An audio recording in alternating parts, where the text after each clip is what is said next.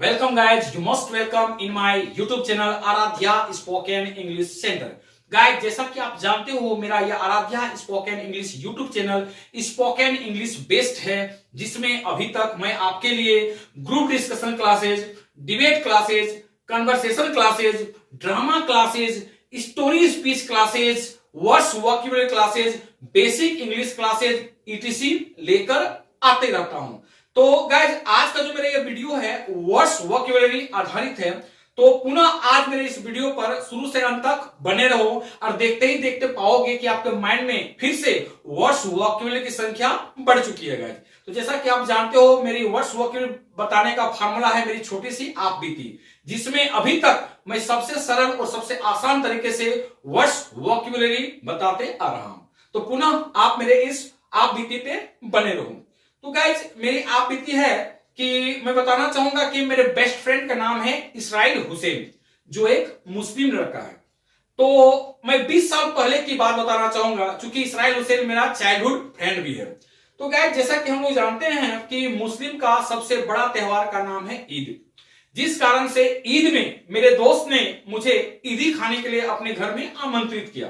फिर क्या था, मैं अपने दोस्त के घर ईद में ईदी खाने के लिए गया। जब मैं गया तब मैंने क्या देखा कि मेरा दोस्त इसराइल बहुत ही निराश बैठा था, एकदम बहुत ही निराश बैठा था। मैं उसके सामने गया और बोला, दोस्त तुम निराश क्यों हो? तब उसने बताया, दोस्त मैं मार्केट गया था और मार्केट से डिश और कप खरीद कर लाया। डिश कप समझते हैं ना, कप जो चाय पीते हैं कप, और नीचे में जो गोल जैसा रहता है उसको बोलते हैं डिश। उसने बोला कि मैं मार्केट से डिश और कप खरीद कर लाया दोस्त। कप तो मुझे पसंद आ गया, लेकिन डिश मुझे पसंद नहीं आया। मैंने बोला क्यों? उसने बोला कि दोस्त मैं चाहता था कि डिश के पॉइंट पे, ध्यान दीजिएगा, डिश के पॉइंट मैंने बीचों बीच डिश के पॉइंट पे ईद लिखा रहे, लेकिन दोस्त ऐसा नहीं मिला, इसीलिए मैं निराश हूं।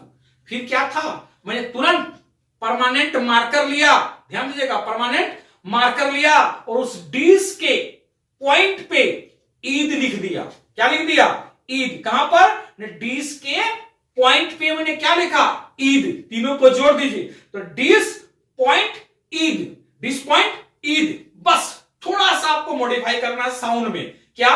न द अक्षर को ड कर दीजिए। अगर ईद को द को ड कर देंगे तो क्या पढ़ेंगे? ईद। तो बस सिर्फ ईद करना है। क्या? न डिश के पॉइंट पे मैंने क्या लिखा? ईद। तो डिश पॉइंट ईद, तीनों को जोड़ दीजिए तो क्या हो गया? Disappointed, disappointed. मेरा दोस्त इसराइल क्या था? निराश था।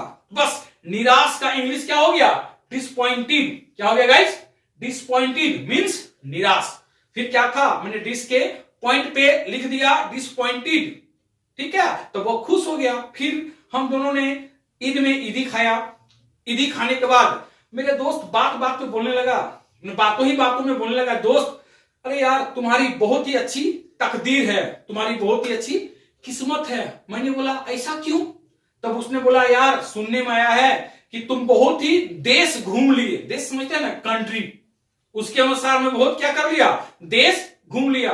जब उसने बोला कि मेरी बहुत ही अच्छी तकदीर है क्योंकि मैंने बहुत सारा देश घूम लिया, तो मैं सोचा और बोला, हाँ यार देश तो मैं 3 घूम चुका हूं। मैंने क्या बोला? देश 3 मैं घूम चुका, मैंने 3 देश घूम चुका था, ठीक है। तो मैं अपने दोस्त को क्या बोला? देश में कितना घूमा? 3। अभी मैंने कुछ देर पहले बोला दोस्त, ठीक है। क्या ना, इंग्लिश में द को खाली कर देना है ड, ठीक है, और त को कर देना है ट, ठीक है। जैसे रीता, इंग्लिश में क्या बोलेंगे? रीटा, ठीक है। तो त को क्या कर देना है? ट। फिर मेरे दोस्त को मैंने क्या बोला कि हाँ यार देश, द को क्या कर दीजिए? ड। देश में 3 घूम लिया हूं। 3 को क्या कर दीजिए? 3। तो देश कितना घूमा? 3। देश 3, देश 3। कसम से यार, अगर ऐसा बात है तो रियली में मेरी बहुत अच्छी तकदीर है, मेरी बहुत अच्छी किस्मत है। तो बताइए देश में कितना घूमा? 3। दोनों को जोड़ दीजिए तो देश 3, देश 3। सिर्फ जो 3 है ना, लास्ट में वाई जोड़ दीजिए तो क्या हो जाएगा? देश 3, देश 3। मेरी बहुत अच्छी क्या है? तकदीर या किस्मत। तो डेस्टिनी मींस क्या हो गया? तकदीर या किस्मत। बस गया। इसी तरह हम दोनों ने ईदी खाया, एंजॉय भी किया। फिर मैं पुनः घर आया। जब मैं घर आया तो मुझे फील हुआ कि मेरी दादी बहुत प्यार करती थी हमें, ठीक है। मेरी दादी घर में खुशबूदार मसालेदार मटन बना रही थी। फिर क्या था, मैं दौड़ते दौड़ते अपने दादी के पास गया और बोला, दादी दादी मुझे खुशबूदार मटन खाना है, प्लीज मसालेदार मटन खाना है, मुझे दो ना। तो दादी ने बोला, रुको, ऐसे थोड़ा दूंगी। मेरी दादी हमेशा कुछ भी देती थी ना तो पहले कुछ गेम खेल लेती थी तब देती थी। अब वो क्या गेम खेल रहे सुनिए। क्या ने घर का दरवाजा, मेन गेट समझते हैं ना, घर का मेन दरवाजा के नीचे में जमीन में उन्होंने एक बड़ा सा एरो का चिन्ह बनाया। क्या बनाया? एरो। एरो समझते हैं ना, तीर। यस, तो एरो का चिन्ह बनाया और 50 मीटर दूर मुझे खड़ा कर दिया और उन्होंने बोला कि एक पैर में खड़े हो जाओ। फिर क्या था, मैं एक पैर में खड़ा हो गया और उन्होंने बोला कि अगर एक पैर में रेंगते रेंगते आओगे और अगर इस एरो में टिक जाओगे, ध्यान दीजिएगा क्या बोला कि 50 मीटर से एक पैर में रेंगते रेंगते आओगे और अगर इस एरो में टिक जाओगे तब जाकर मैं तुम्हें खुशबूदार या मसालेदार मटन खिलाऊंगी। फिर क्या था, मैं एक पैर में खड़ा हो गया और रेंगते रेंगते आया और एरो में टिक गया। कहां टिका? एरो में टिक, एरो में टिक। तीनों को जोड़ दीजिए, क्या? एरो में टिक, एरो में टिक। तब जाकर मेरी दादी ने मुझे खुशबूदार या मसालेदार मटन खिलाया। तो खुशबूदार या मसालेदार का इंग्लिश क्या हो गया? एरोमेटिक। एरोमेटिक मीन्स खुशबूदार या मसालेदार।